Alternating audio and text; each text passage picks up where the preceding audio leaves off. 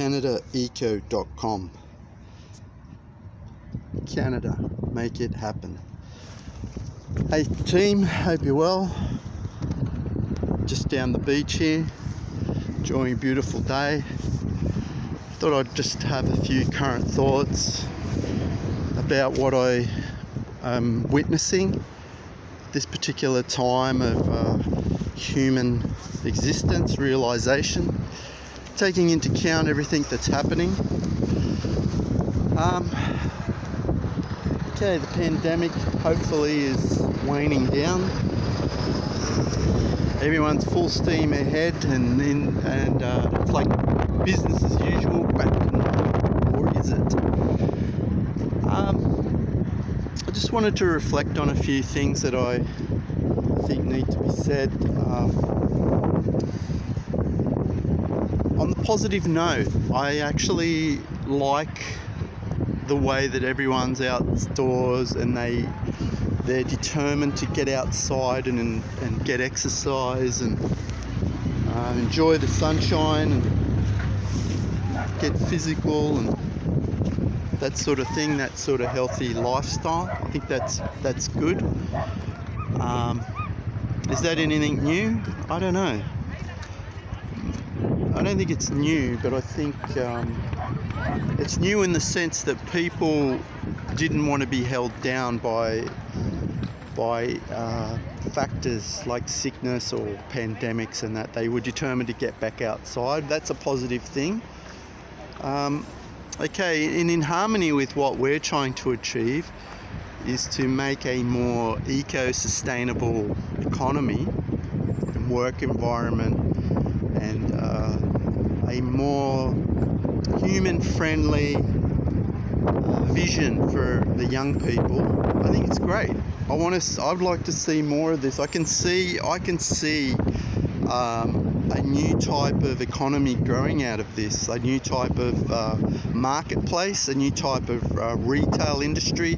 Okay, Australia Post has finally, and I'm not saying they weren't, but they're finally starting to see that the e-commerce retail industry needs proper transitioning, needs urgent policies to reflect the way that people are spending money and buying. The way that people are consuming now is all online, so they've given priority to all the parcels. Apparently, I've been getting some messages. Okay, so they're starting to see that. I still think there needs to be a lot of work there. There needs to be a more streamlined way that people can account their costs when they're sending and buying things online. I think there has to be more of a more standardization of what people think they're going to be charged for things when they buy them and send them around the country. There's a lot of work that has to be done internationally. There's no evidence from the government that the government is acknowledging that fact, because I think for the most part, a lot of globalization policies, a lot of these international trade arrangements will maybe some of the negative aspects of them will become undone. Because, to be honest, and this is what frustrates me about the government, is that they are not applying a foundation for a fairer economy. Okay, and that is so obvious now after the pandemic. There's certain tech giants, they just became richer and richer and richer during this. Okay, and this is what it's done. It's come back on the government. It's the federal government's ignorance, arrogance and pride will come back to bite them. Why? Because they've had to outlay billions of dollars to prop up their populations, which basically have been fleeced by these tech giants. And it's not the tech giants' sole responsibility. I have to lay it at the government. The government has failed to lay a foundation to make a fairer economy. And so these tech giants have taken advantage of it. A lot of these tech giants don't pay tax or pay minimal tax.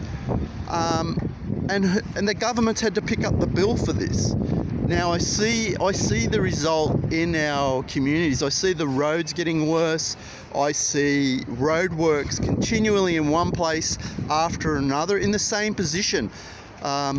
Every 3 months, every 4 months, they'll come back and fix or something similar in exactly the same position.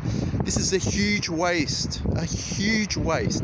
If an audit is ever done on the amount of waste in these bureaucracies, how they're all divided and confused, it'd be astronomical. It'd be astronomical, the waste. Okay, now, the other thing I want to talk about this morning is this sleepy koala effect. The government seems quite content to lay down a foundation for banks and developers and all this to keep people enslaved in housing mortgages for 30, 40 years, basically for their life. Okay, in this day and age, I just find that totally unacceptable. That they're just happy to lay down and just let everyone slave for 30 or 40 years, slaving for banks. Now look at the result of that. Look at the corruption. Look at the money laundering that have been done by these banks and these banking executives who have been overpaid, and they've been fleecing the public as well.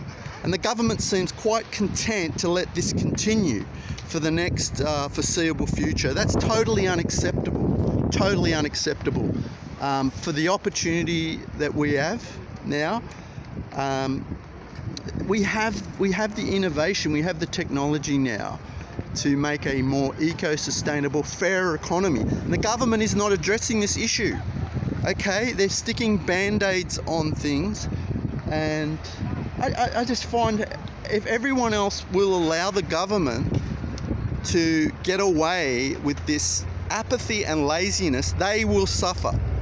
They will suffer much more than any pandemic. This apathy, this laziness, this she'll be right attitude, it won't fly in this day and age, okay? Because the knowledge and the information is available to everyone, and you will be assessed by your reaction to available knowledge. Okay, that's how the country will be judged. Everyone wants to be a show pony. They're happy to just accumulate all these material things, and that's a really immature. It's a sad, really, for the youth, because what the youth are going to perceive is that this is the purpose of all this. That we ignore innovation, we ignore technology, we ignore knowledge, and we just accumulate material possessions and become show ponies. That's the message our adults are sending to the children and to the youth of this country. It's very disappointing. And sure, people are going to say, oh yeah, you're a stick in the mud, da da da da da. But time after time, I see the warnings and I see the results of ignoring these warnings. And on top of that, I see the growing opportunities and knowledge and technology growing, and that's all being ignored. Okay. The last thing I want to speak about is this: watching these huge other countries around the world, like the US and Europe and China, and just a wait and see sort of attitude. That is totally unacceptable. Totally unacceptable. This country likes to boast in its academic and intellectual education systems, how progressive or how far ahead they are. That's all fine, but you have to reflect that in the community, in the workplaces, in the economy that are around these universities, and I don't see any acknowledgement there as well. What Australia seems to not realise is that there is a very strenuous argument going on in the US by opposing factors that are producing knowledge, that are producing wisdom, that are producing an intellectual debate, which is counteracting the laziness and the apathy that the government has here. There's a very strenuous debate happening about changes to not just tinkering. I'm talking about major changes to the system. That intellectual debate is not happening in this country. All right, what you're seeing is it's almost like we're going backwards. So if everyone wants to, if that's the choice they've made, if they just want to lie down and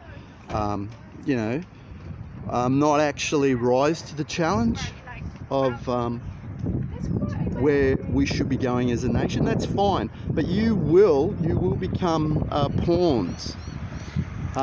You have to be prepared to become pawns and be maneuvered by